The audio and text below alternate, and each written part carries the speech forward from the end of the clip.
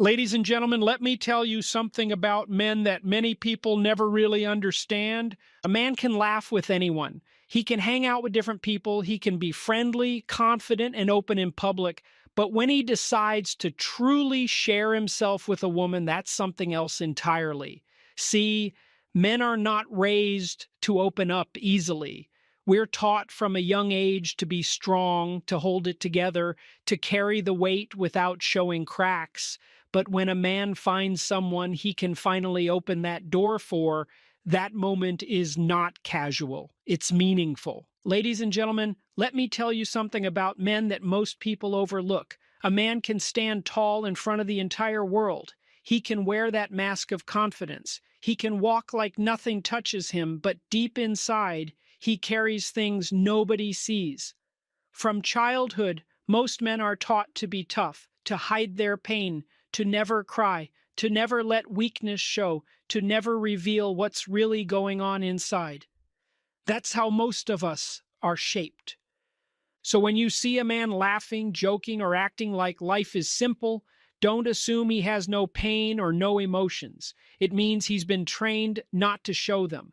But when a man finds someone he can truly open up to, someone he feels safe enough to take off that mask with, that person isn't just anyone.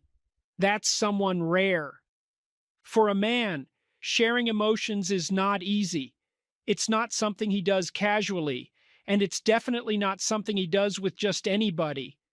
Men can sit with friends, share a drink, talk about sports, work, or life, but that's surface talk. That's safe talk. But when he sits down with you and begins to tell you what's on his heart, what keeps him awake at night, what he dreams about, what he fears, that's a completely different level of sharing. That means you've managed to break through the wall he's built around himself, a wall most people never get close to.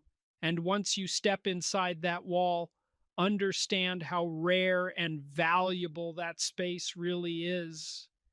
When a man opens up emotionally, he's not just talking, he's trusting, and trust for a man is everything. A man doesn't gamble with his emotions. He doesn't just throw his heart into the world to see what happens. If he's showing you his vulnerable side, the part that admits he doesn't have all the answers, that confesses his doubts, it's because he believes you're different. He believes you won't judge him. You won't laugh at him. You won't use his pain against him. He believes you'll listen, care, and protect the very parts of him he hides from the rest of the world. That kind of trust, ladies and gentlemen, is more valuable than gold. Think about it. A man can be surrounded by people all day long, yet still feel alone. Because real connection isn't about sharing space, it's about sharing truth. And if you are the person he chooses to show his real self to, if you're the one he removes his armor for, that's proof that you hold a very special place in his heart. Don't overlook that. Don't think it's small. Don't dismiss it. That's his unspoken way of saying, you matter to me. I trust you. I feel safe with you. Men don't come home and pour out their emotions to everyone. Most men won't even tell their closest friends about what hurts them, what scares them, or what keeps them heavy inside. But if he comes to you and says, I'm worried, or I don't know what to do, or even just I feel tired, that's not small talk. That's him opening a door that usually stays locked. That's him letting you step into his private world. That's him saying, you're not just someone he spends time with. You're someone he trusts with his truth. And trust me, that is not something a man gives easily. Because when a man opens up that side of himself, he's showing you that you're not like the rest. You're special to him in a deep, rare way that's hard to describe in words. And when you recognize that, when you honor it, when you treat that trust with care and respect, you'll see how much value you truly hold in that man's life. A man can walk through life looking unshakable, like nothing gets to him, but inside he's fighting battles few will ever see. From the outside, he may look calm, in control, and steady. But what most don't realize is that every man carries fears, insecurities, and worries that he keeps hidden. Society tells men to stay strong, to never show weakness, to never admit when they're scared or tired. So they learn to bottle it up, to fight quietly, to handle everything alone. That's why when a man finally decides to open up about what's bothering him, it's not just conversation, it's not just passing time. It's his way of saying, "You mean more to me than anyone else."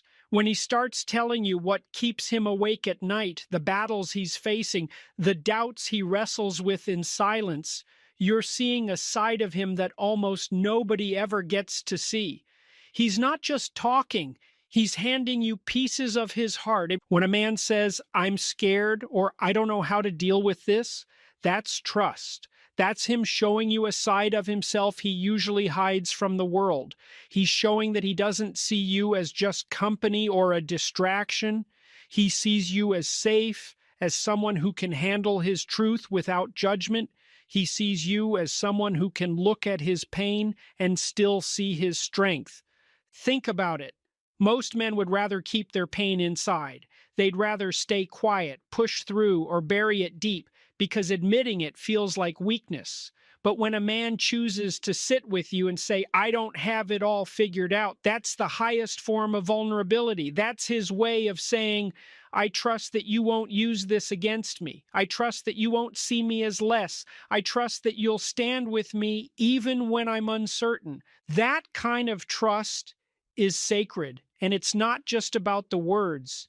When a man shares his struggles, he's showing you his need for real connection. He's showing that he doesn't want to carry the load alone anymore. If he lets you see his stress about work, his worries about the future, or his personal battles, he's drawing you closer into his inner world. That's not something he does with just anyone. That's something he only does when he feels you belong in his life. Not temporarily, but permanently. Understand what that really means. A man who shares his fears and struggles is telling you that he sees you as more than a companion. He sees you as a partner, a confidant, a safe space where he can breathe and let go. He's revealing that your presence brings him comfort, that your understanding gives him strength, and that your support gives him courage. That isn't ordinary.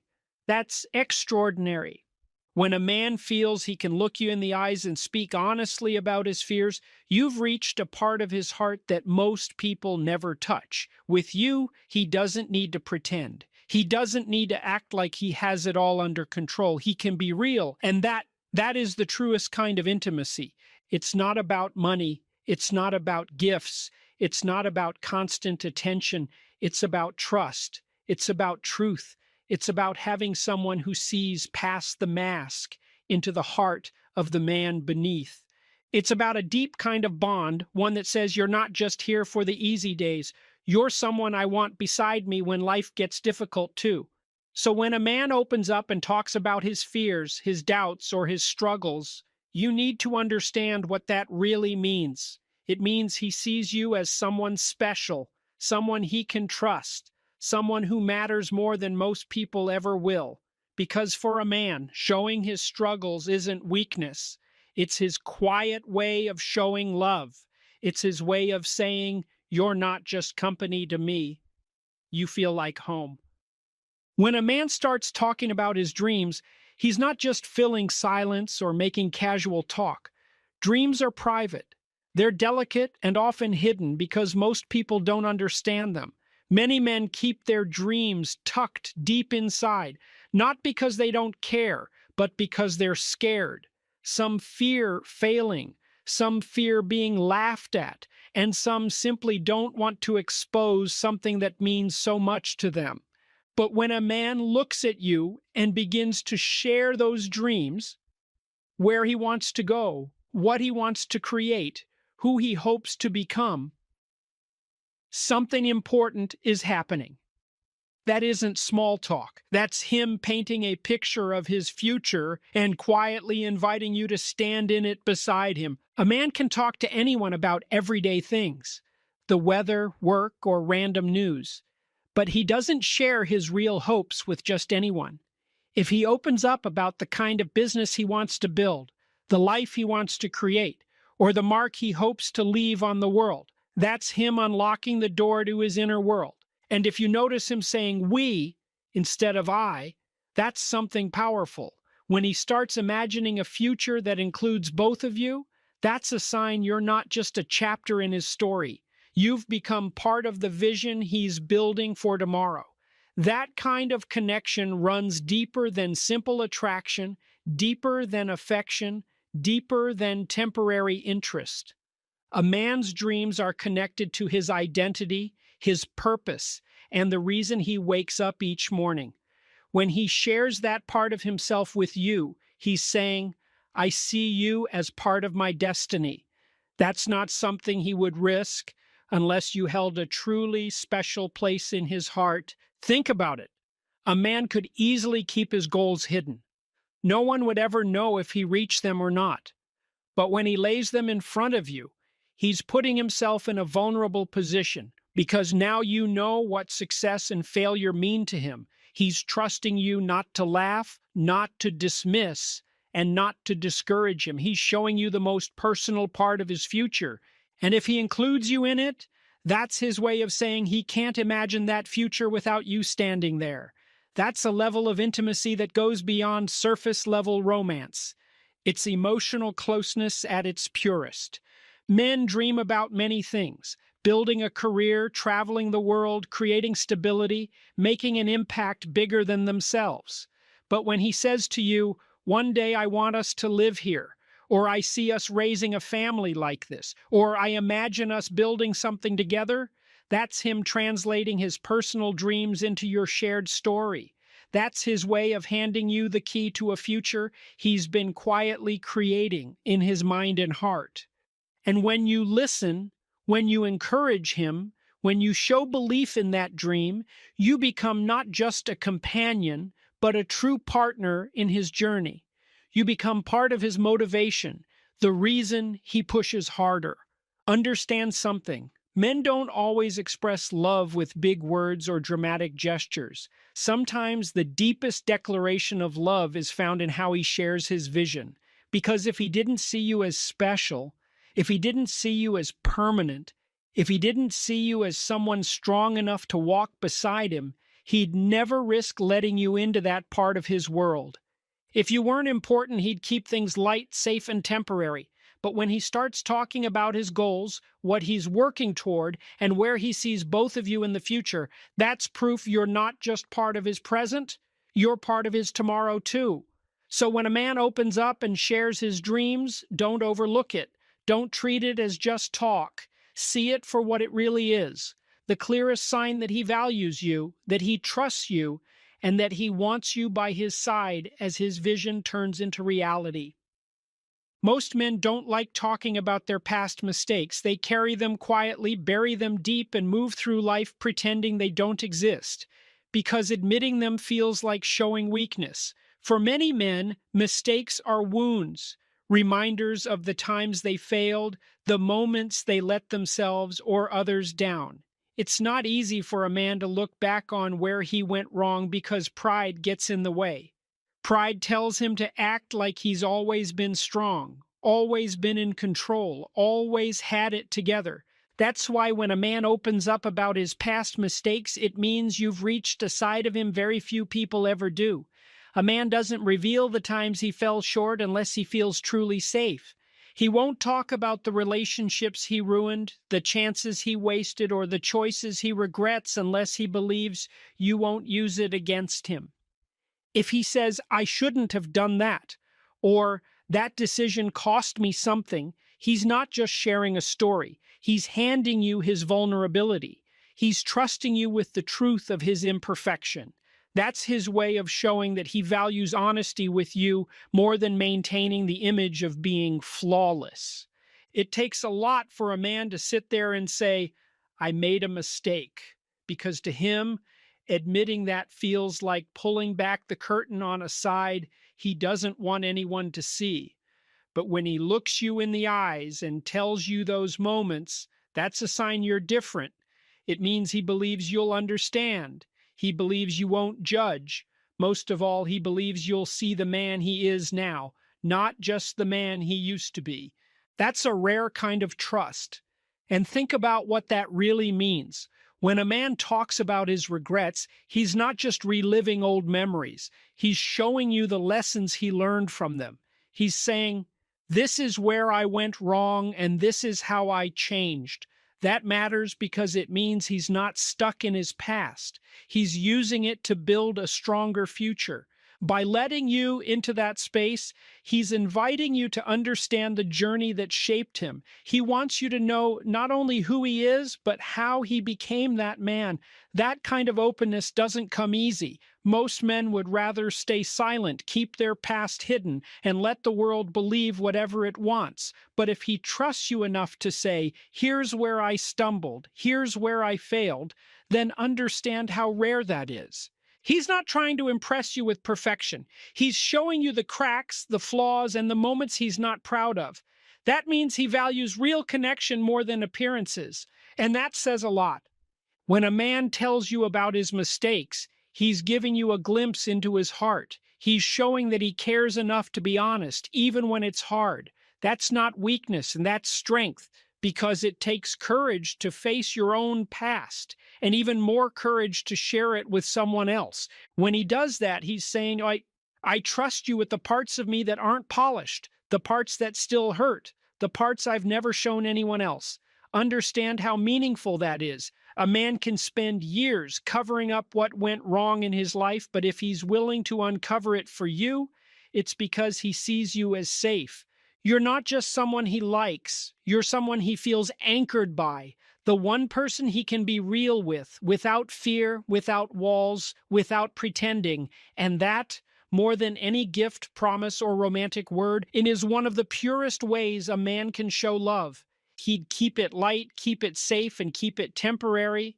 But when he starts telling you about his goals, when he talks about what he's working toward, and when he places you inside those dreams, that's proof you're not just here for the moment. You're in his tomorrow too. So when a man opens up and shares his dreams, don't overlook it. Don't take it as casual talk. See it for what it really is. The clearest sign that he values you, that he trusts you, and that he wants you by his side as his vision slowly turns into reality. Most men don't like to talk about their past mistakes. A man often carries them quietly, buries them deep, and moves through life as if they never happened. Admitting them feels too much like showing weakness. For many men, mistakes are old wounds, reminders of times they failed, times they let themselves down, or times they hurt someone they cared about. It's never easy for a man to look back and admit where he went wrong because pride often stands in the way. Pride makes him want to believe he's always been strong, always been in control, always had it together. That's why when a man actually opens up to you about his past, it means you've reached a place in his heart that very few people ever do. A man doesn't reveal the moments he failed unless he feels safe. He won't talk about the relationships he ruined, the chances he missed, or the choices he regrets unless he believes you won't use them against him. If he says, "I shouldn't have done that," or "that decision cost me something," he's not just telling a story, he's handing you a piece of his vulnerability. He's trusting you with the truth of his imperfections. That's his way of showing that he values honesty with you more than keeping up the image of being flawless. It takes a lot for a man to sit there and say, "I made a mistake," because to him, admitting that feels like pulling back the curtain on the parts of himself he's tried to hide. But when he looks you in the eye and shares those moments, that's a sign you're different. He believes you'll understand. He believes you won't judge him. And most of all, he believes you'll see the man he has become today, not just the mistakes of his past. That kind of trust is rare. And think for a moment about what that really means. When a man talks about his regrets, he's not just bringing up what happened, he's also showing you what he learned from it. He's saying, "This is where I went wrong, and this is how I grew." That's valuable because it tells you he's not trapped in his past. He's using it to create a better future. By letting you into that part of himself, he's inviting you to understand the journey that shaped him. He wants you to see not just who he is now, but how he became that man. This kind of openness doesn't come easy. Most men would rather stay silent, keep their past locked away, and let the world think what it wants. But if he trusts you enough to say, "Here's where I stumbled. Here's where I fell short," you need to realize how meaningful that is. He's not trying to impress you with perfection. He's letting you see the cracks, the flaws, the parts of him he usually hides. That means he values a real connection with you more than keeping up appearances.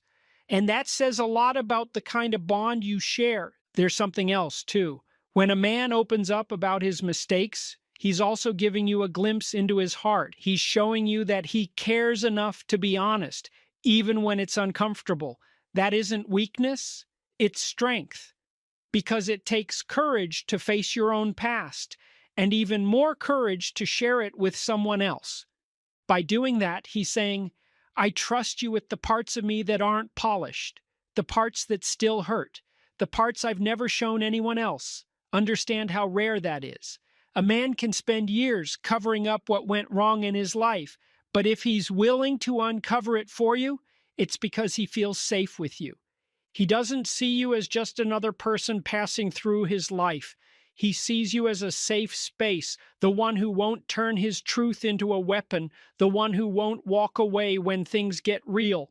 That's why when a man opens up his past to you, you should never take it lightly. Because in that moment, he's not just trusting you with stories, he's trusting you with his heart. Think about it. Most men would rather keep their struggles hidden. They'd rather stay silent, push through, or bury their pain deep inside because admitting it feels like weakness.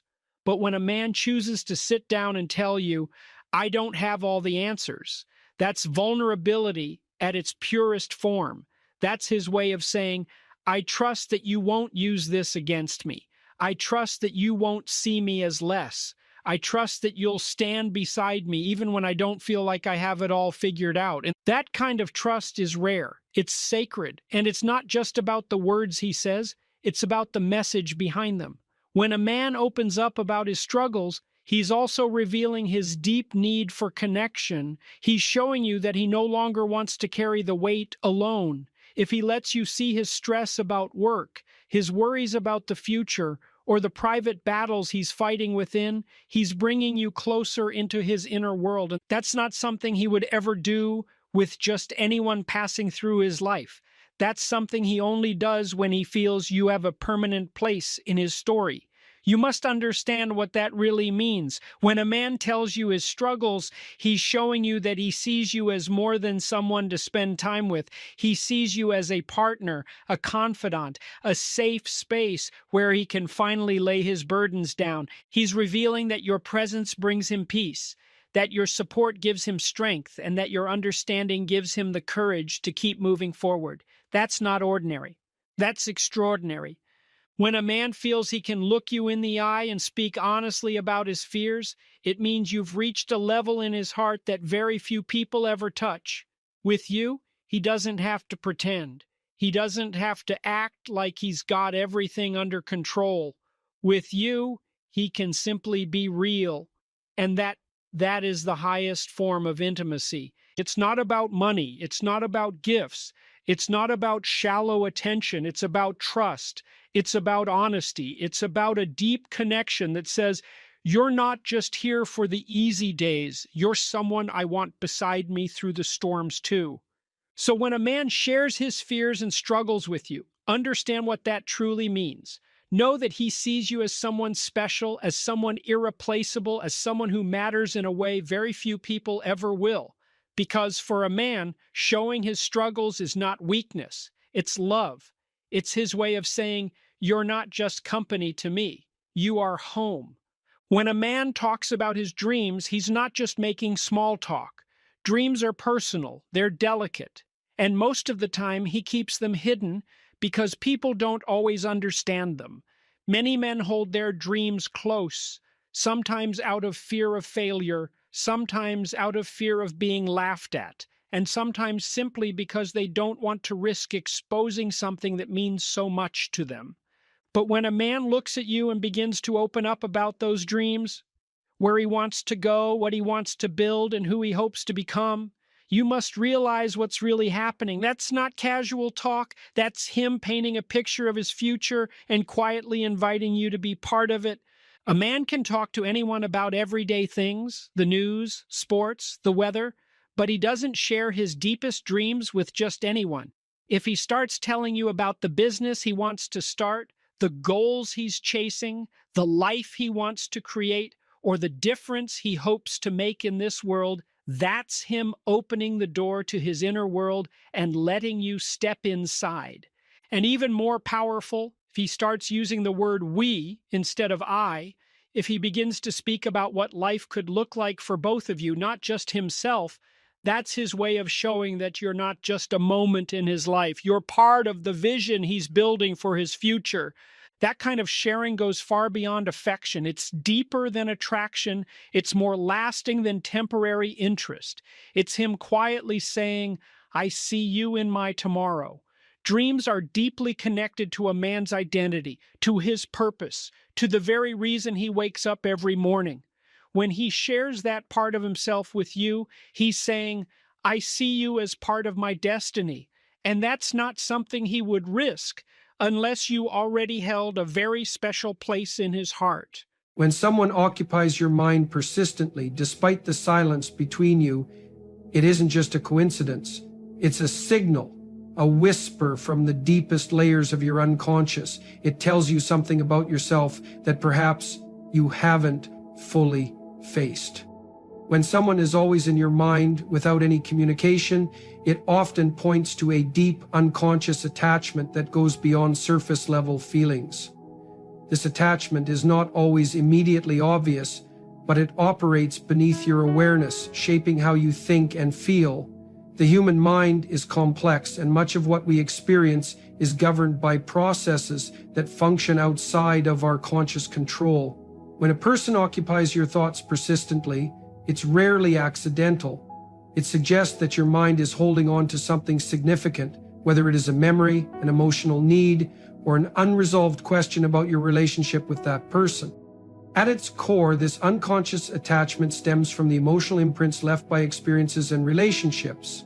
The brain tends to hold on to people who represent something important to us, perhaps a sense of belonging, a source of validation, or even a symbol of an idealized future. When communication ceases, the emotional connection does not simply vanish. Instead, it can intensify internally because the mind is wired to focus on what is missing. This phenomenon is not merely romantic or sentimental, it is psychological. Human beings are biologically inclined to form attachments because throughout history, our survival has depended on strong interpersonal bonds. When an attachment is left unfulfilled or disrupted, the brain perceives it as an open loop that needs closure. The absence of communication can make the attachment feel even stronger. When you cannot engage with the person directly, your mind fills the gaps by replaying memories, imagining conversations, and constructing narratives about what could be. This mental activity is not random. It reflects a need to make sense of the emotional significance the person holds. You might think about them because they represent something you have not fully processed or accepted. It could be unresolved feelings of love, guilt, regret, or longing. The mind tends to latch on to these unfinished emotional experiences, keeping the person alive in your thoughts, even when they are physically absent. Unconscious attachment also reveals itself through emotional triggers. Certain situations, places, or even unrelated experiences can suddenly bring the person to mind. This happens because the emotional connection is stored in the deeper layers of your brain, particularly the limbic system, which governs feelings and memory. When an attachment is strong, these mental associations are easily activated, causing thoughts of the person to surface unexpectedly. You may believe you have moved on or that the connection no longer affects you, but the persistence of these thoughts suggests otherwise. The unconscious mind does not forget what it perceives as significant. Another critical aspect of unconscious attachment is how it reflects unmet emotional needs. Often when someone remains in your mind without communication, it is not just about the person themselves. It is about what they represent to you. They may symbolize a sense of security, intimacy, or a version of yourself that you felt when you were connected to them. This explains why the mind clings to their image, even when logic suggests letting go. The attachment fulfills a psychological need, even if it is only in your imagination. This can be particularly true if the person entered your life during a vulnerable time or played a pivotal role in your emotional development. In such cases, the attachment becomes intertwined with your sense of identity. Furthermore, the unconscious mind often holds on to attachments because it is seeking resolution. Humans are drawn to closure. We want to make sense of ambiguous situations. When communication with someone is cut off without a clear conclusion, the mind resists leaving the matter unresolved.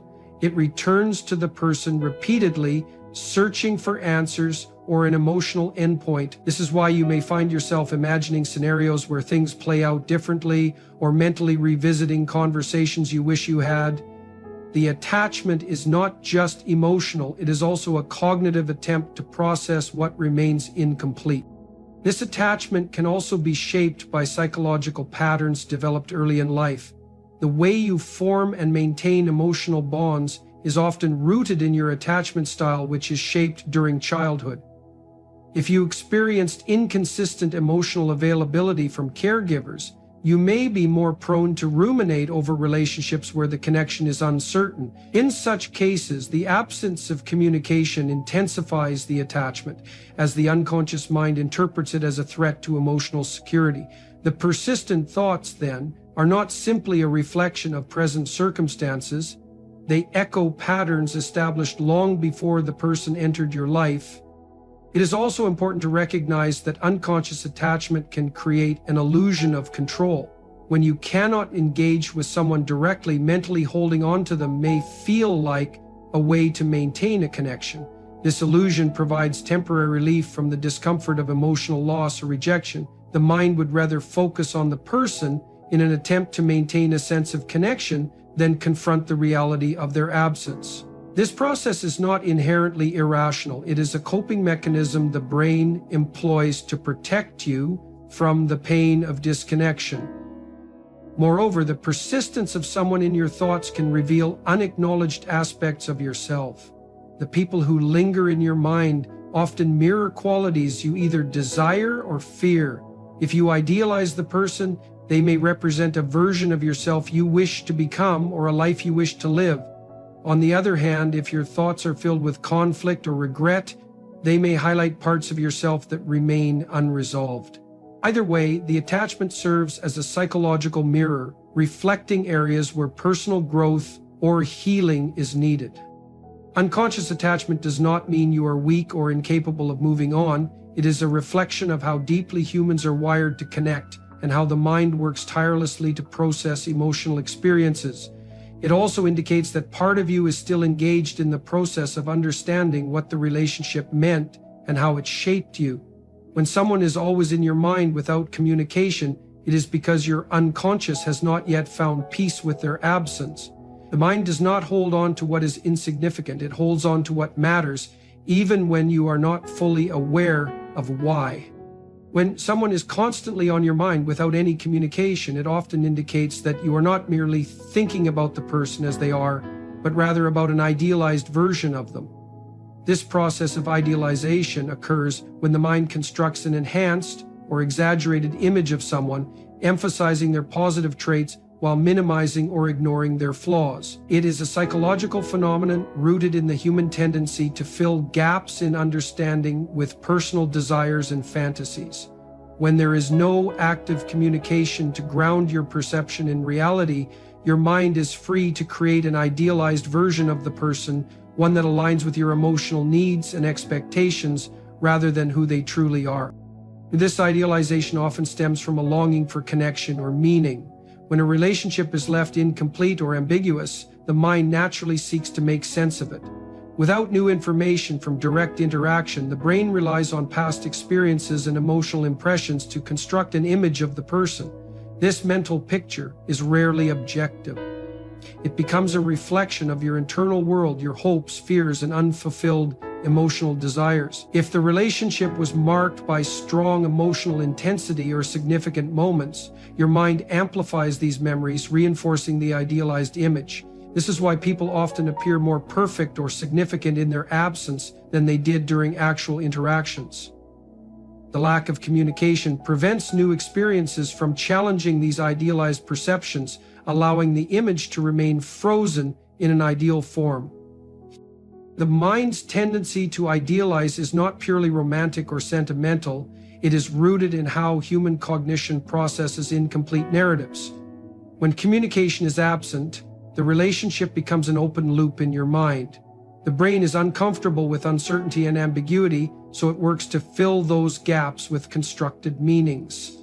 This is a way of maintaining psychological continuity. You may find yourself replaying conversations, imagining how things could have been different, or projecting qualities onto the person that may not accurately reflect reality. The more you engage in these mental processes, the stronger the idealized image becomes, further detaching your perception from who the person actually is. Idealization can also arise from emotional needs that remain unfulfilled. If you associate the person with feelings of safety, acceptance, or belonging, your mind may elevate their image to represent those needs. In this way, the person becomes a symbol rather than an individual. You are not just thinking about them, you are thinking about what they represent to you. For example, if they provided comfort during a challenging time, your mind may associate them with emotional security. This association can persist even when the actual relationship was flawed or incomplete. The absence of communication allows these symbolic associations to remain unchallenged, reinforcing the idea that the person holds a unique and irreplaceable role in your life. Moreover, the mind's tendency to idealize is intensified by the emotional weight of what is left unsaid.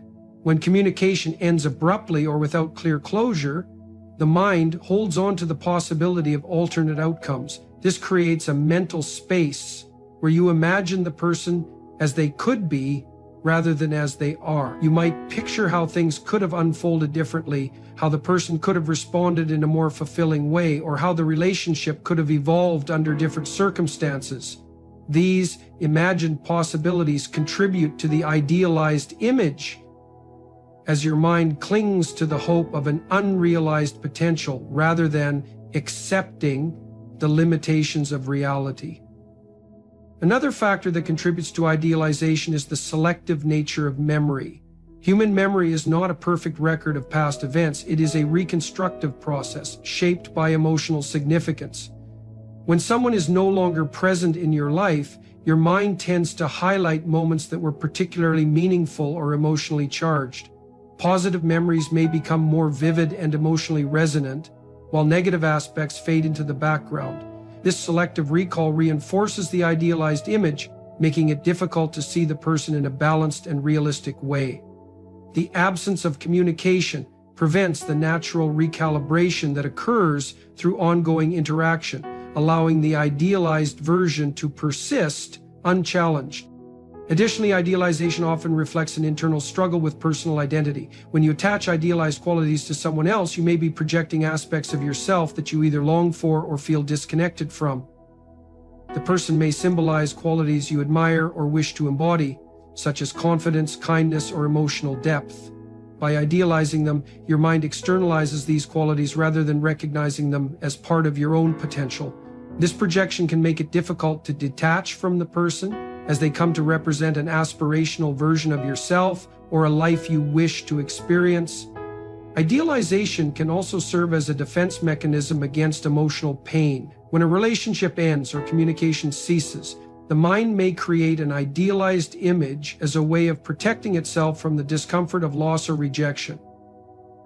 By focusing on an idealized version of the person, you can temporarily avoid confronting the reality of their absence and the emotional void it creates. This coping strategy provides short-term relief, but can perpetuate a cycle of emotional attachment that is disconnected from reality. The more you invest in the idealized image, the harder it becomes to let go, even when doing so would be in your best interest. The absence of communication amplifies idealization. because there's no external input to challenge or disrupt your mental narrative. Without direct feedback from the person, your mind is free to shape their image according to your emotional needs and cognitive biases. This is why the person may seem more perfect, more significant, or more meaningful in their absence than they did when you were actively connected. The idealized version becomes a mental construct that reflects your inner world more than the external reality of who the person truly is. When someone remains on your mind without any communication, it can often indicate a form of emotional dependency. This kind of attachment goes beyond simple affection or occasional thoughts. It reflects a psychological reliance on the idea of that person to fulfill emotional needs or provide a sense of security.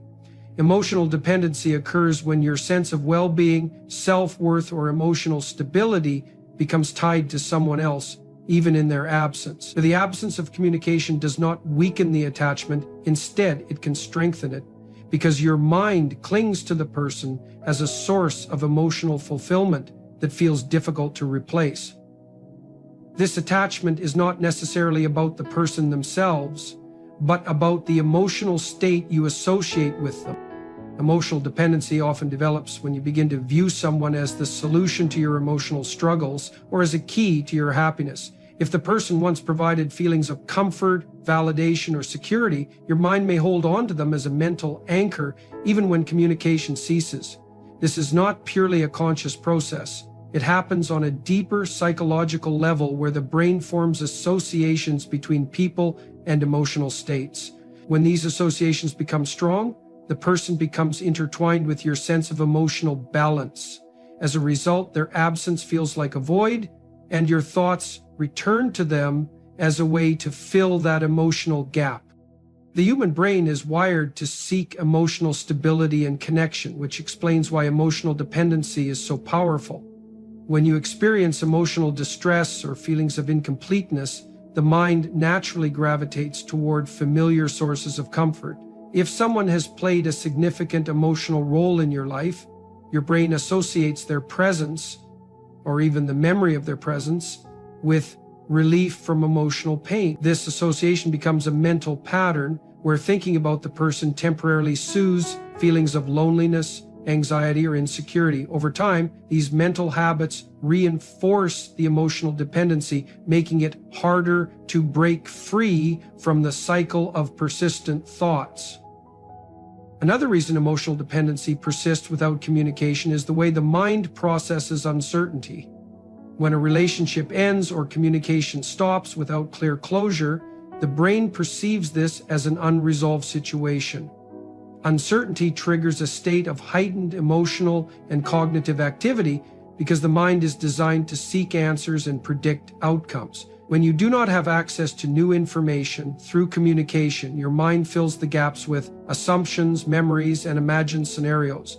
This mental activity keeps the person present in your thoughts as you unconsciously attempt to resolve the ambiguity and make sense of their absence. The emotional dependency is reinforced by this ongoing search for meaning and closure. Emotional dependency is also linked to deeper psychological patterns formed early in life. Attachment theory suggests that the way we connect with others as adults is influenced by our early experiences with caregivers. If you experienced inconsistent emotional support during childhood, you may be more likely to develop anxious attachment patterns. This means you seek reassurance and validation from others to maintain a sense of emotional security. When communication with someone is absent, the mind perceives it as a threat to that security, leading to persistent thoughts and emotional preoccupation. This psychological mechanism is not something you consciously choose. It is a learned survival strategy designed to maintain emotional connection in the face of uncertainty. The persistence of emotional dependency also reflects a struggle with self-identity.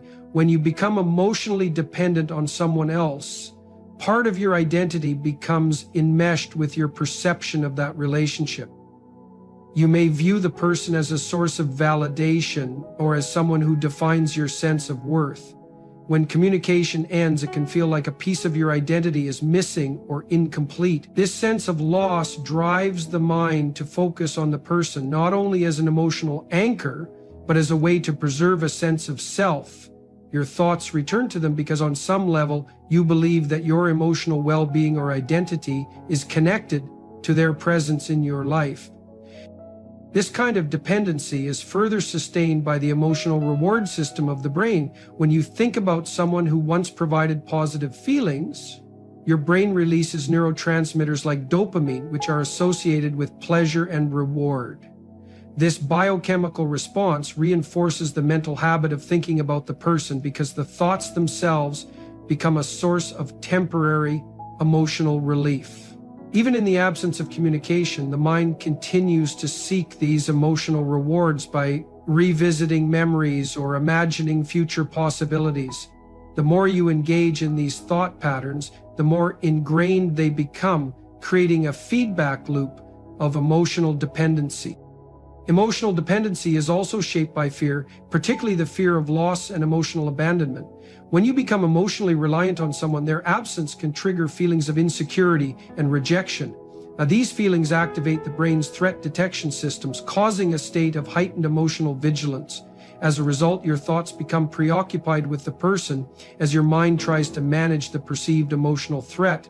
This psychological process explains why emotional dependency can persist long after communication ends. The fear of losing the emotional connection drives the mind to maintain a mental attachment as a form of self-protection. In some cases, emotional dependency also reflects a resistance to personal responsibility for emotional well-being. When someone occupies your thoughts persistently, it may be because you unconsciously believe that they hold the key to your happiness or emotional fulfillment. This belief can prevent you from addressing your own emotional needs directly. Instead of working to cultivate inner resilience and self-sufficiency, the mind externalizes these needs onto the person, making them the focal point of emotional stability. This external focus creates a cycle where you remain psychologically tethered to the person because they represent an emotional solution you feel unable to provide for yourself. The absence of communication does not break emotional dependency because the attachment exists within your internal world rather than in external reality. Your thoughts about the person are fueled by emotional needs, cognitive patterns, and unconscious fears that operate independently of whether the person is actively present in your life. Emotional dependency is not just about missing someone. It reflects a deeper psychological entanglement where your mind uses the image of that person to maintain emotional equilibrium. This is why thoughts about them persist, even when there is no ongoing communication to sustain the relationship externally. When someone is constantly on your mind without any communication, it often reveals a struggle with unresolved emotions. Human relationships are complex, and when they end or become distant without clear closure, the mind can remain preoccupied with the emotional impact. These unresolved feelings can range from love and longing to guilt, anger, or regret. Without a means to express or resolve these emotions through direct communication, they become trapped within your internal world, resurfacing in your thoughts repeatedly. This psychological loop is the mind's attempt to process and make sense of the emotional experience that remains incomplete. Unresolved emotions often arise when a relationship ends abruptly or without clear explanations. When someone who once played a significant role in your emotional life disappears, the brain perceives this as an open narrative. Human beings are naturally driven to seek closure because it provides a sense of emotional and cognitive resolution. When that closure is absent, the mind revisits the relationship in an attempt to fill in the missing pieces and find meaning in the loss. This process is not always conscious. It is a deeply ingrained psychological mechanism that helps us make sense of emotionally significant experiences. When communication is cut off, the unresolved emotions linger, creating a mental and emotional attachment to the person. The absence of communication can also magnify the emotional intensity of the unresolved feelings. When there is no opportunity to clarify misunderstandings, express unspoken words, or gain insight from the other person's perspective, your mind becomes fixated on what remains unfinished. This fixation often leads to repetitive thought patterns where you replay conversations, imagine alternate outcomes, or question your own actions and decisions. These mental loops are the brain's way of trying to resolve the emotional tension caused by the lack of closure. The more emotionally charged the relationship was, the stronger this mental activity becomes. The inability to release these feelings through direct communication forces the mind to internalize them, keeping the person present in your thoughts. Guilt and regret are powerful emotions that can drive persistent thoughts about someone. If you feel that you made mistakes, hurt the other person, or failed to express something important, these unresolved feelings can create an emotional burden that your mind continues to carry. This burden is not easily released because the absence of communication prevents the opportunity for apology, reconciliation, or understanding. The mind, in an effort to cope with these feelings, may repeatedly revisit memories or imagine conversations as a way to find emotional relief. This process can be both conscious and unconscious, as the brain works to resolve the inner conflict and alleviate the discomfort of unexpressed remorse. Similarly, unresolved anger or resentment can also fuel an ongoing mental attachment. When a relationship ends with unresolved conflict, the emotional energy associated with that conflict remains active within your psyche. Without the ability to express your feelings or confront the source of your pain, the mind holds onto the person as a representation of the emotional injury. This attachment is not always a sign of affection. It can also reflect the mind's need to process feelings of injustice, betrayal, or disappointment. The lack of communication intensifies these feelings because there is no external outlet for their resolution. This emotional entanglement keeps the person in your thoughts as your mind seeks to reconcile the emotional damage caused by the unresolved conflict. Longing is another powerful driver of unresolved emotions that keeps someone present in your mind. When a meaningful connection ends without a sense of completion, the emotional attachment remains active because it represents unfulfilled desires and hopes. This longing can be particularly intense if the relationship held the promise of future possibilities or if the person symbolized something deeply meaningful in your life. The absence of communication leaves these hopes unaddressed, creating a psychological space where the mind continues to seek the lost connection. This emotional yearning is a natural response to loss, but when it remains unresolved, it manifests as persistent thoughts and mental preoccupation with the person. Another reason unresolved emotions can persist is the brain's tendency to amplify emotionally significant experiences. Research shows that the brain encodes and stores emotionally charged memories more vividly than neutral ones. When a relationship carries strong emotional weight, the memories associated with it become deeply embedded in the brain's neural pathways.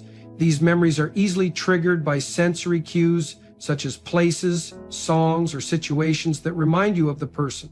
When communication is absent, these triggers become more potent because the mind has no new experiences to overeat or balance the emotional imprint. As a result, thoughts of the person can arise unexpectedly and persistently, reinforcing the emotional connection despite the lack of direct interaction. The struggle with unresolved emotions is also linked to the need for self-understanding.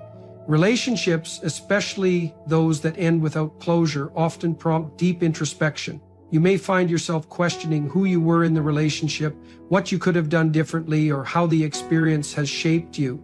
This self-reflection is an attempt to integrate the emotional impact of the relationship into your personal narrative. However, without communication to provide external clarity or resolution, the mind is left to navigate these questions alone. This internal dialogue keeps the person present in your thoughts because they represent a chapter of your emotional and personal development that remains incomplete. In many cases, the unresolved emotions connected to someone else also reflect aspects of yourself that need attention and healing. The intensity of your thoughts about the person may be a signal that certain emotional wounds or unmet needs remain unaddressed within you. For example, if the relationship brought feelings of validation, security, or purpose, the absence of these emotional experiences can create a sense of inner emptiness. Your mind continues to focus on the person because they are linked to these unresolved aspects of your emotional identity. Until these deeper emotional needs are acknowledged and addressed, the mental attachment to the person is likely to persist. The persistence of unresolved emotions highlights the mind's fundamental need to process and make sense of significant experiences. When a relationship ends or communication stops, the emotional energy tied to that connection does not simply disappear. It remains active within your internal world, seeking resolution and expression. This emotional processing is not a sign of weakness.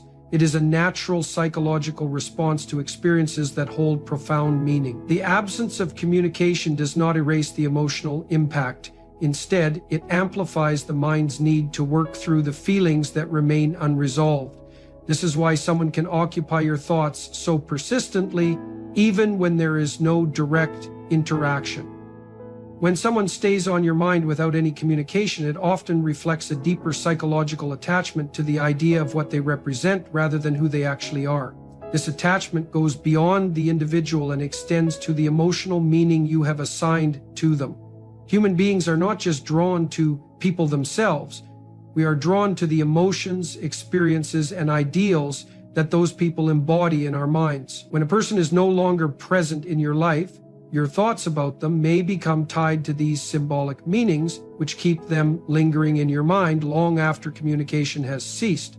This attachment to an idea is more powerful than it appears because it is rooted in how the brain processes emotional experiences and constructs meaning.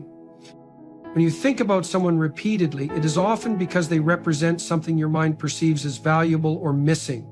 This could be a sense of love, belonging, security, excitement, or even a version of yourself that you experienced through them. For example, if the person made you feel seen, valued, or inspired, your mind may associate them with those positive emotions. In their absence, these feelings are not easily replaced, and your mind continues to fixate on them because it is not just longing for the person. It is longing for the emotional states you experience through your connection with them. The person becomes a symbol of these unmet emotional needs, which keeps their presence alive in your mental world despite the absence of communication. This symbolic attachment is also intensified by the mind's natural tendency to idealize and romanticize people from a distance. When you lack direct communication, your brain fills the gaps with imagined qualities or idealized memories. This process is not just about remembering facts, it is about preserving the emotional meaning that the person represents. You might find yourself thinking of them as the one who understood you, the one who could make everything better, or the one who offered a glimpse of the life you wanted. These symbolic meanings are deeply rooted in your psyche because they align with your emotional desires and unfulfilled needs. When communication ends, the brain does not let go of these symbols easily. Instead, it clings to the person as a representation of those deeper emotional experiences. The attachment to what someone represents is further reinforced by the human tendency to seek coherence in personal narratives. When someone enters your life and creates a profound emotional impact, they become part of your internal story about who you are and what matters to you. If that story is left incomplete, whether through an unresolved ending, unspoken words, or missed opportunities, the mind continues to revisit it in an attempt to create closure. Without new communication to provide resolution, your thoughts focus on the symbolic meaning the person holds. This can make it feel as if their presence is still relevant, even though the actual relationship may no longer exist. Your mind perceives their absence not just as a loss of a person, but as a disruption to your sense of emotional continuity. In many cases, the symbolic attachment to someone also reflects a desire to maintain a connection to a specific time or version of yourself. People who occupy our thoughts often represent who we were when we were with them or who we wanted to become.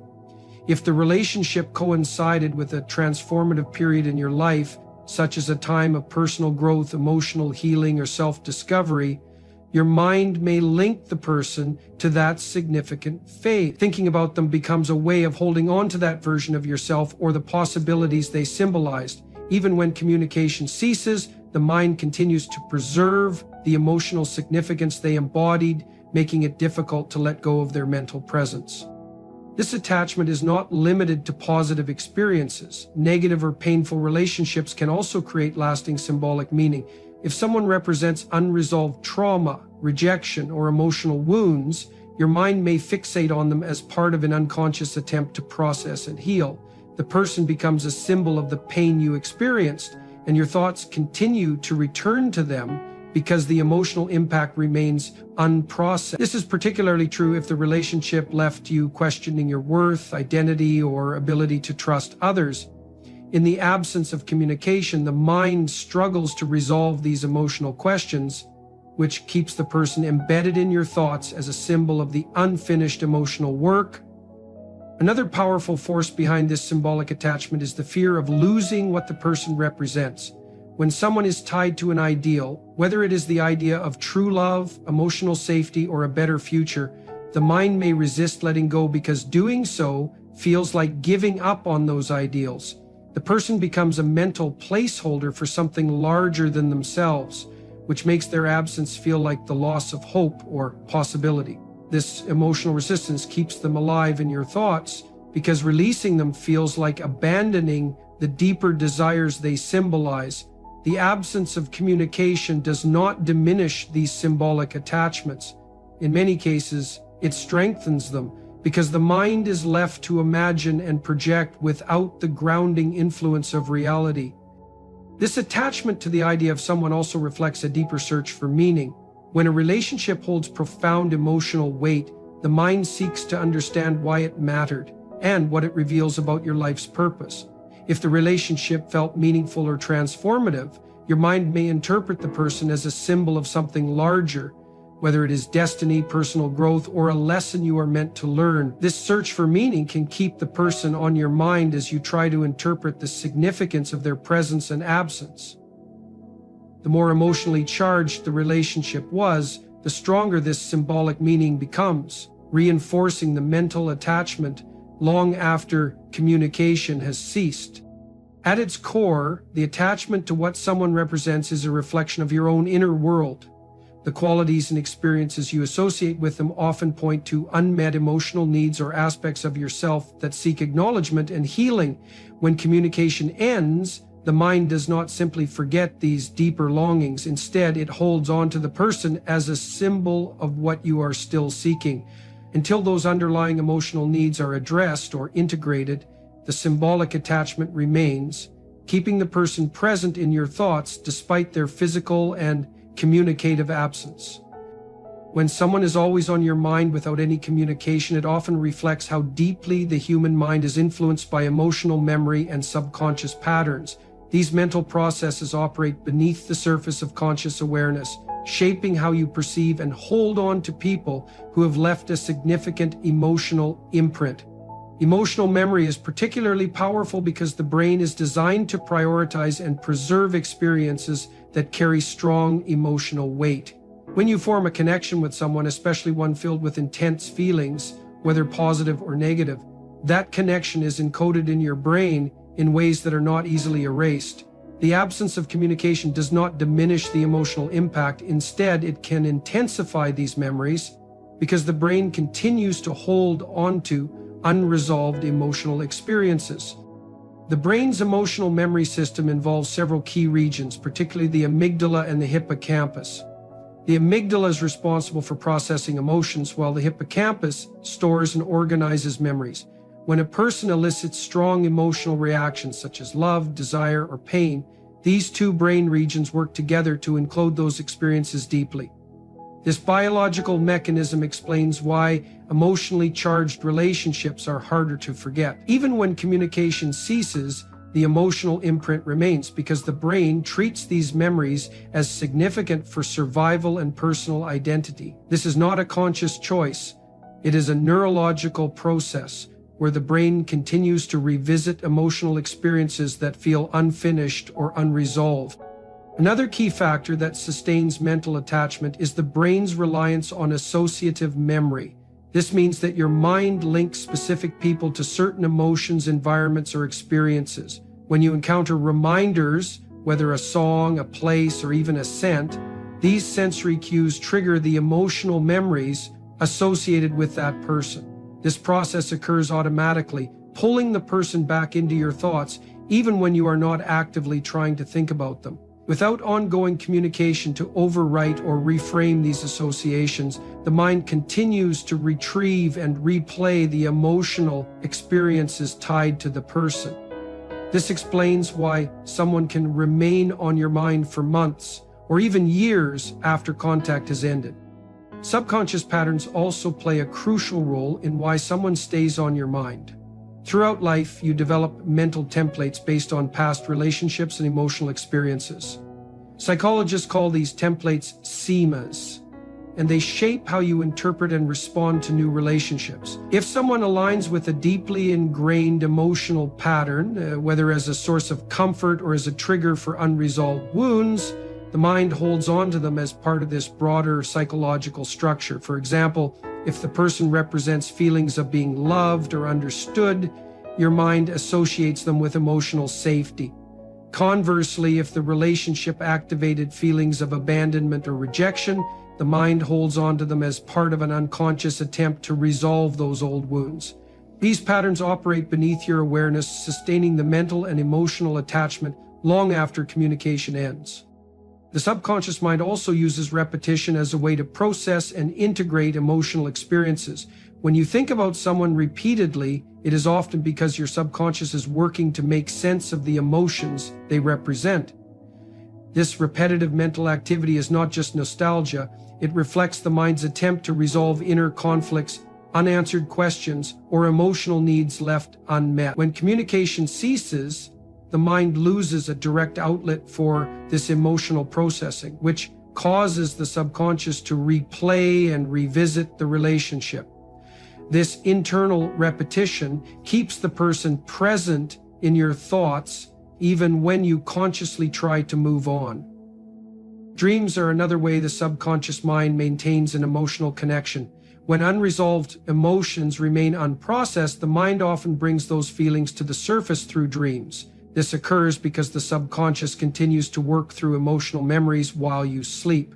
If someone is always on your mind, it is likely that your subconscious is using dreams to explore and revisit the emotional experiences connected to them. This process reflects the mind's need to integrate those feelings into your broader psychological landscape.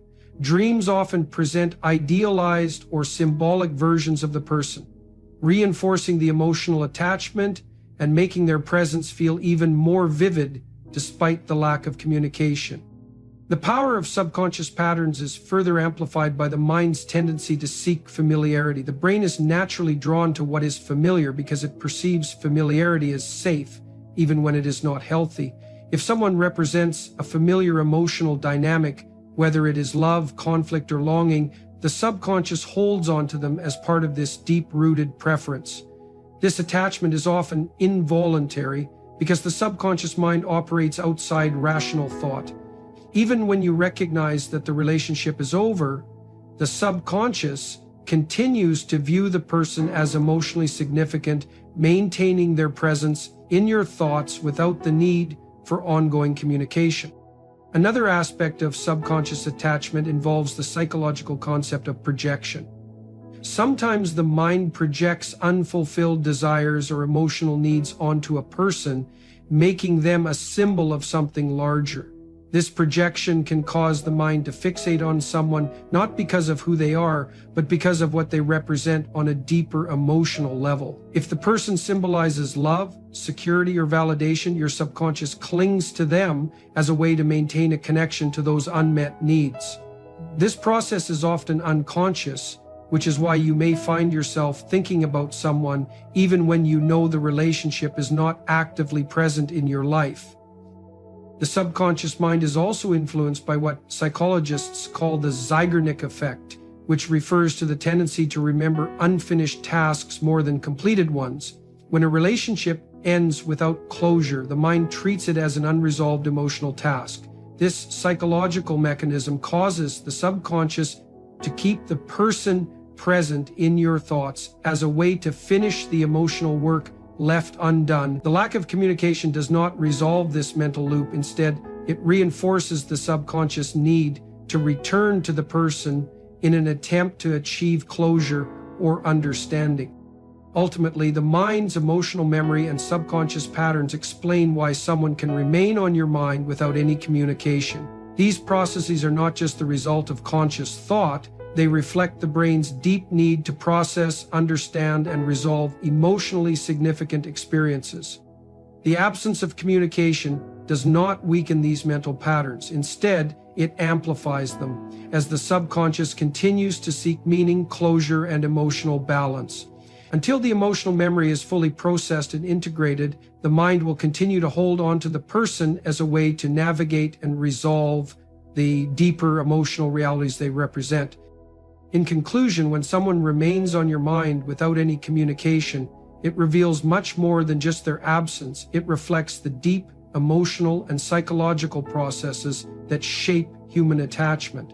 It is not only the person themselves that lingers in your thoughts, but also the emotions, memories, and unresolved questions they represent. Whether it stems from unprocessed feelings, subconscious patterns, or the mind's need for closure, these persistent thoughts highlight the profound impact of meaningful connections.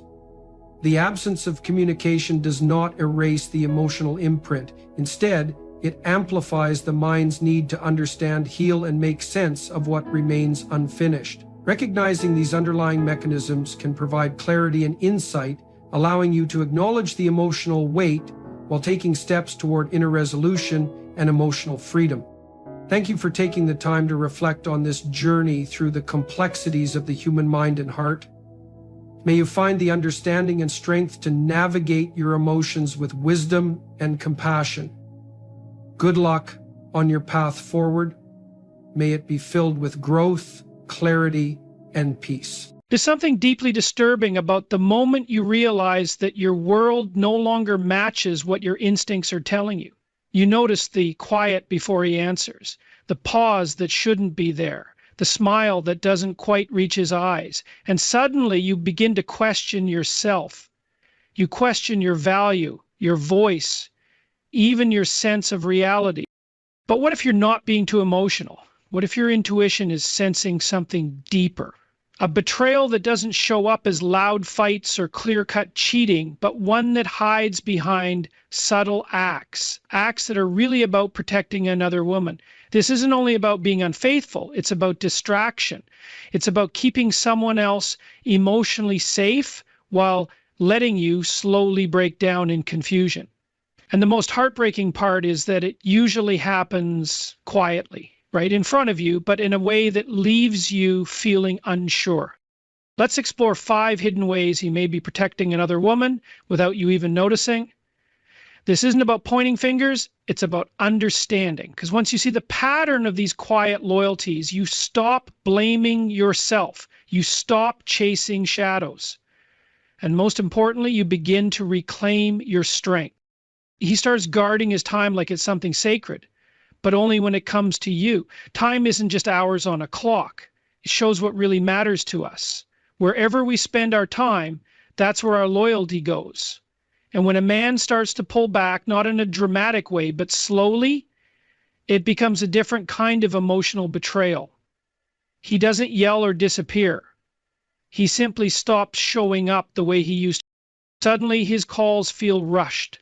The time you spend together feels forced. He's there in body, but something inside him is missing. It's like his mind and heart are now directed somewhere else. Protected, given to someone he doesn't want you to know about.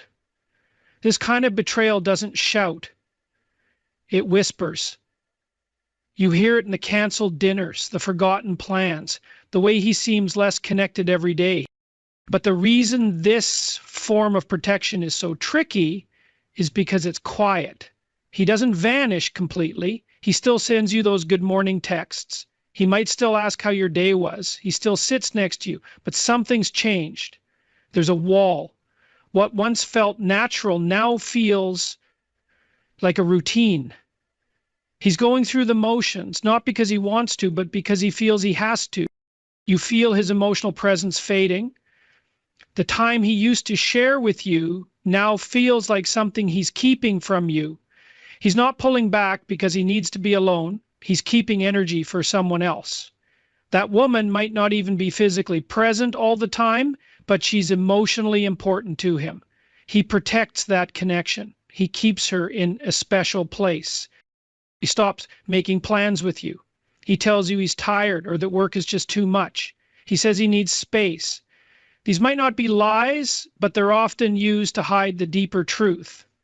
He's split between two emotional bonds, and you're not the one at the center anymore. You start noticing the little shifts. He gets annoyed when you ask where he's been. He's defensive when you suggest spending more time together. He takes your need for connection and labels it as pressure. And suddenly the story changes. You become the one who's too needy, too emotional, too much. But that story isn't true. It's a cover. It's how guilt shows up when it's not faced head on. Instead of owning the discomfort of living a double life, he tells himself that you're the problem, that your love is too much, that you're too demanding. And all the while, the other woman is getting the part of him that once belonged to you. And she gets the gentle voice, the attention, the laughter, not because she deserves it more, but because he has quietly shifted his emotional investment. She might not get all of him, but she gets enough.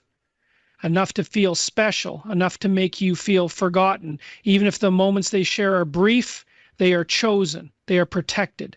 They are sacred to him in ways you haven't felt in a long time. And you begin to doubt your own heart. You start wondering if you're making it all up.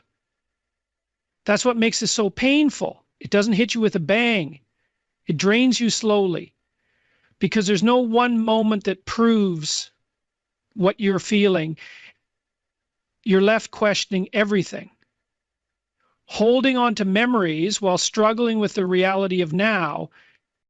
But time, once freely given, can't stay hidden for long. Sooner or later, you realize that the worst part isn't that he's giving someone else his time.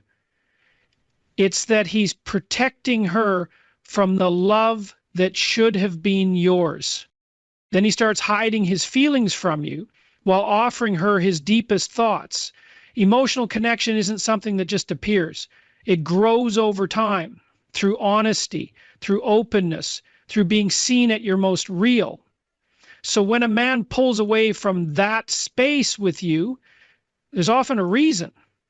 Usually it's because he's giving that energy to someone else. It doesn't always start with a touch. Sometimes it starts with a conversation, with a smile, with a shared secret.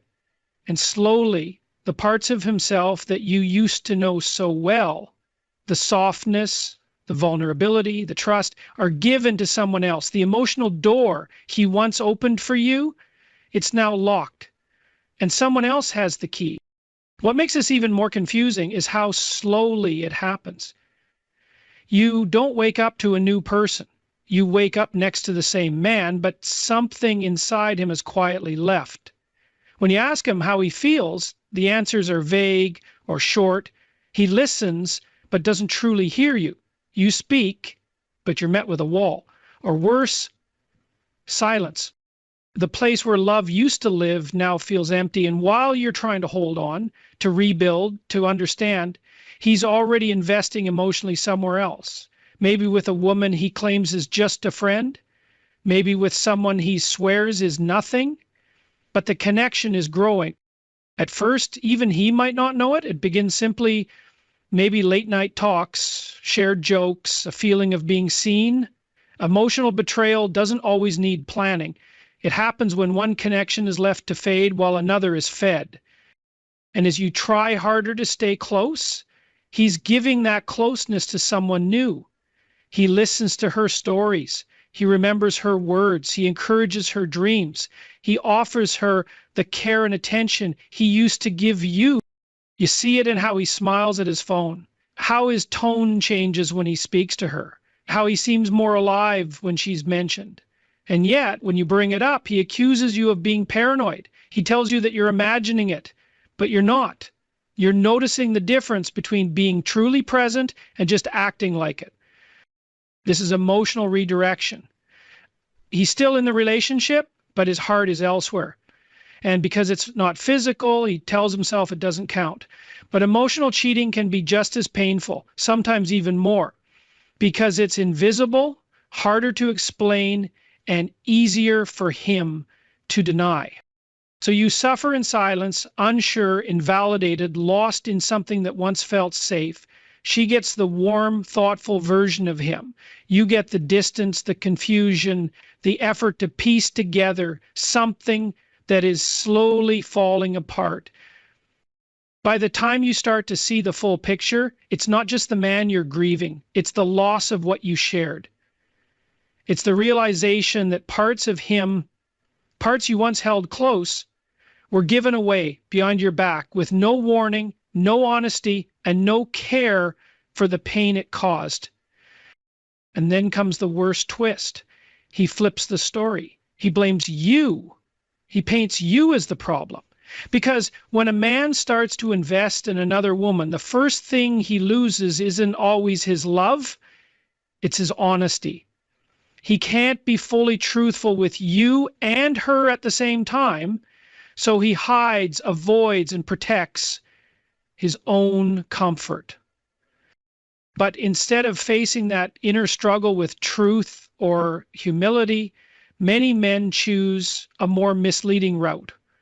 They begin rewriting the story of the relationship to make you seem like the reason for the growing gap.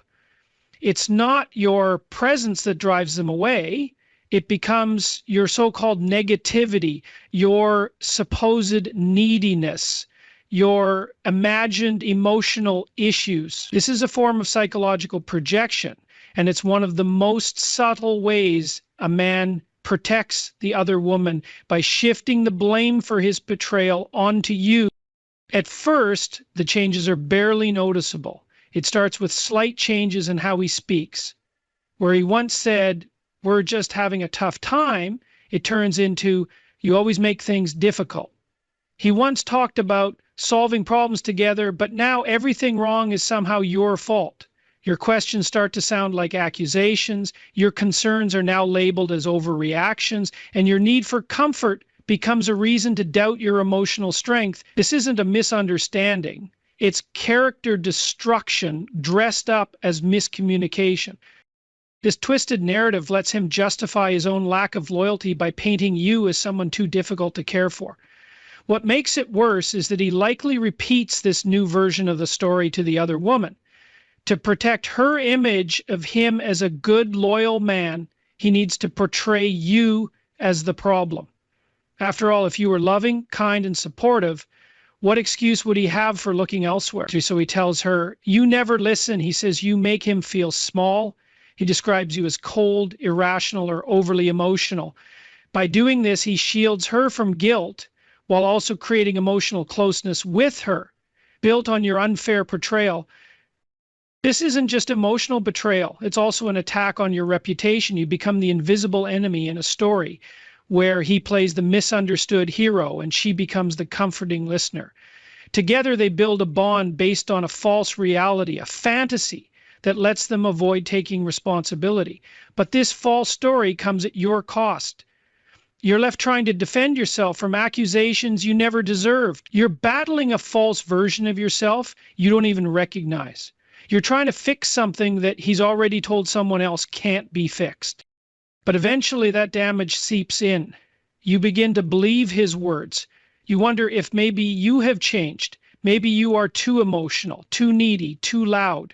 You begin to tiptoe around him, afraid of causing another withdrawal or shutdown. You hide your feelings to keep the calm, without realizing that peace was never what he wanted. What he wanted was distance. And as you silence yourself to save the relationship, you begin to lose who you are, bending and shrinking to match the story he tells, not just to her, but to himself. Because deep down, he doesn't want to face what he's done. That would mean taking real responsibility. That would mean seeing the pain he caused and the respect he's taken away. So instead, he creates a safer version of the truth, one where you are difficult, he is misunderstood, and she is the warm light that rescued him from your darkness. It's not honesty, it's emotional avoidance disguised as clarity. In the end, the deepest wound may not be that he shared emotions with another woman. It's that he disconnected from you emotionally by turning you into the villain in a story he wrote to excuse his betrayal. And to protect the other woman from the truth, he gave up your dignity without even saying your name. He hides her in the normal parts of life, so you won't think to look for anything unusual. When most people picture betrayal, they imagine something loud, arguments, discovered messages, or a dramatic confession. But in many cases, emotional or mental cheating isn't hidden in chaos. It's hidden in the ordinary, in daily routines and details so simple and predictable that they escape notice. That's the tricky part. That's how a man can protect the other woman, by blending her presence into regular life so well that even your gut instincts seem like overthinking. She might just be a name he mentions once or twice to make her seem normal. He'll say she's part of a new work team or that she needs a little help with something small. It always sounds harmless. Nothing that should set off alarm bells. He might even talk about her freely at first, so when their bond deepens later, he can point to your earlier silence as proof that you were fine with it. This is psychological priming. If he introduces her early enough, you won't question her presence later. The signs won't seem new, they'll feel familiar. He might also hide the time he spends with her by masking it as something else. Maybe he starts going to the gym more often, but returns without even breaking a sweat. Or suddenly he's part of a project that keeps him out late or busy on weekends, but there's no real result to show for it. His phone becomes like a second skin, always in his hand, but when you ask, he says he's just handling work emails or reading something online. Everything stays just believable enough so you won't dig deeper. Because when betrayal looks normal, any suspicion starts to feel like your own flaw. And he knows that.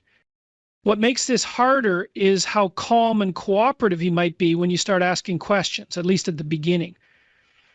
He doesn't push back too much. Instead, he gives you just enough reassurance to settle your worries, but never enough truth to fully calm your heart. He might even act extra caring or more affectionate for a while, just long enough to make you feel guilty for doubting him. This cycle is not accidental. It's carefully kept to make you question your ability to see what's really going on. And the other woman, she might not even know he's already in a relationship, or she might know and choose to accept her place in the shadows. Either way, he keeps her safe from conflict by making sure you never feel sure enough to investigate. She becomes untouched by your world while you're left unsure about your own. And if the truth ever does come out, it doesn't crash, it unfolds. A message left open by mistake, a detail in his story that doesn't add up, a feeling in your chest you can't push down anymore. And suddenly, everything that seemed normal begins to shift. All the errands, the late nights, the small mentions, they stop feeling safe. They start to feel calculated. That's how he protects her. He hides her in plain sight. He uses your trust as a shield. He puts her right in the places you'd never suspect. And by the time you realize what's been happening, their connection is no longer just emotional. It's grown, it's guarded, and you're left trying to piece together a reality where she was always there, just hidden behind the trust you gave him. He also begins to create emotional walls where closeness used to be. There's a kind of betrayal that doesn't come with yelling or door slams. It arrives quietly. It shows up as growing silence that creeps in little by little until it has filled everything. You notice that you no longer feel welcomed in the places you both used to share, not physically, but emotionally. The conversations you once had with ease now feel forced or rehearsed. He still says the right words, I love you, good night, but something deeper is gone, and no one told you when it left. This is the last, most hidden way a man protects another woman, by building walls around his emotional life and keeping you outside while letting her in. You hear it in his tone. He speaks to you like a roommate, not a partner. He's not angry, but he's distant. He doesn't open up the way he used to. When you ask how he's doing, he gives short, vague answers. When you talk about something important, he listens without really hearing you, like someone just going through the motions, not someone who truly cares. You feel alone, even in conversations that once made you feel loved. And when you try to talk about it, he says you're reading into things or that you're never satisfied. But you're not asking for too much. You're asking for what used to be normal. Meanwhile, you start to see him come alive, but not with you.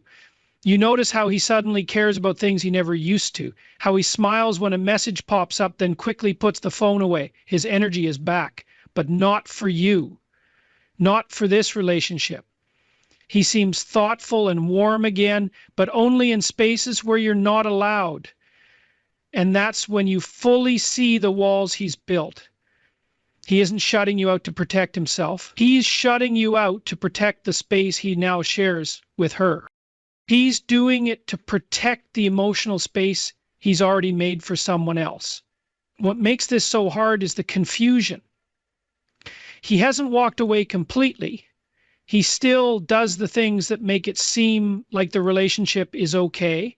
He shows up to family gatherings, remembers how you like your coffee, maybe even still shares your bed, but his heart isn't in it. He's built emotional walls that keep you at a distance, not because you did something wrong, but because he's already started the process of leaving emotionally without being brave enough to admit it.